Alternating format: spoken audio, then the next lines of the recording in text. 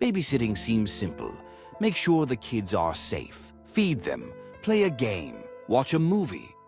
But what if, after the parents leave, you hear footsteps upstairs, even though the kids are asleep beside you?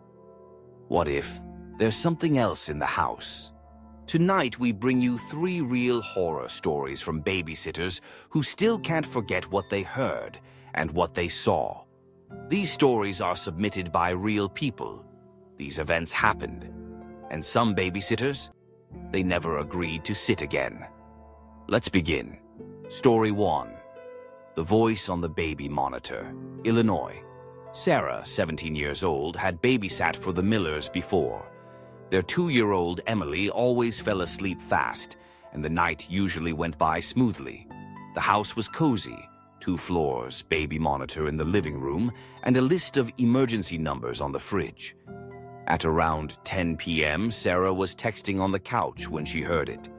The baby monitor crackled, then a low whisper. A man's voice. "Emily, wake up." She froze. No one was supposed to be upstairs. The parents were out of town. She stared at the monitor. Nothing but static. But then, laughter. A deep, raspy chuckle that didn't belong to any child. Sarah grabbed a kitchen knife and tiptoed upstairs. She opened the nursery door slowly. Emily was fast asleep. No one else was in the room. The closet, empty. Windows, locked. But on the baby monitor screen, even though nothing was there, she saw a blurry, dark shape standing by the crib.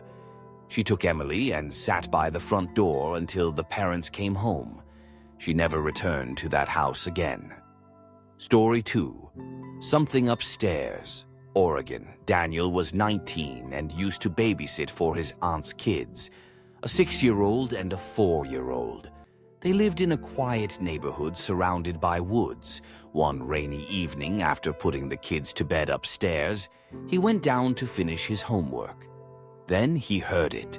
Thud, thud, drag, footsteps, heavy, then something being dragged across the floor upstairs.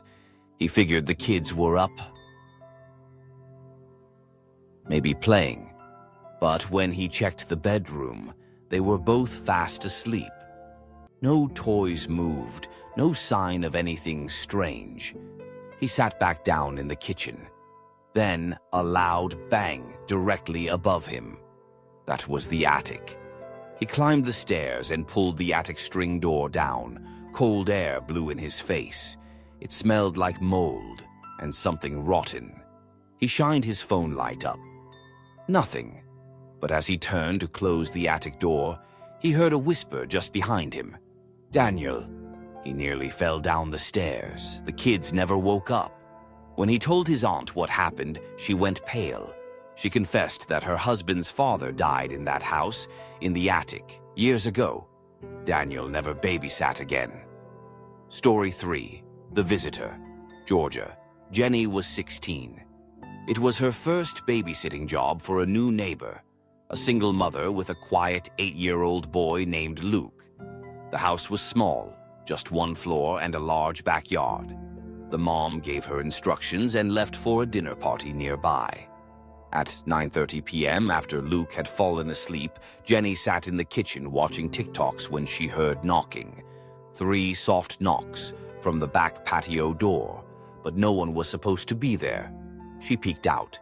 No one. Just the swing swaying slightly in the breeze.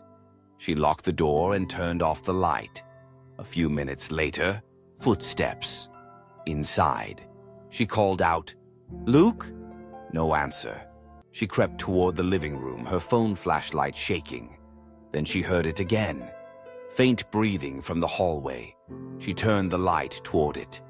There was a man, standing halfway in the shadow. No expression, just staring. She screamed and ran to grab Luke, locked them both in the bathroom, and called 911. When police arrived, no one was in the house. No signs of forced entry. But a dirty boot print was found just inside the back door. Jenny moved out of the neighborhood a year later. To this day, she swears that man had no reflection in the window. Babysitting seems like an easy way to make some money, but sometimes it opens the door to something darker, something you can't explain. So next time you're babysitting alone and you hear footsteps upstairs, ask yourself, are the kids asleep or did something else wake up? If you've had a similar experience, comment your story below. We read every one. And don't forget to subscribe for more true horror every week. Stay safe, and maybe leave the lights on tonight.